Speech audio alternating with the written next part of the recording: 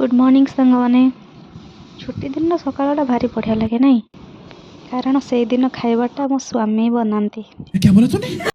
आज भी हूँ आमर छुट्टी तो खाइबा से बनइबे आज सकाळ उठी मो नित्यकर्म सारी चा टी पी दे बाबा शाग आनी से बाछबार बस पड़ली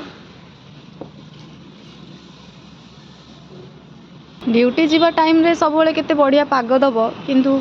आज छुट्टी दिन जे केड़े जोरे खरा होची कुआडे बुली परिबन जमती आज कौन बन खावा दबा कुआ आज आपन डिमांड रे होची कोन चिकन कासा चिकन कासा नुआ चिकन कासा आज आमर होची भात पखाल भात चिकन कषा सजना शाग भजा आउ माछ भजा ता सहित टिके टमाटो आलू बैगण पोड़ा सेटा पाग बना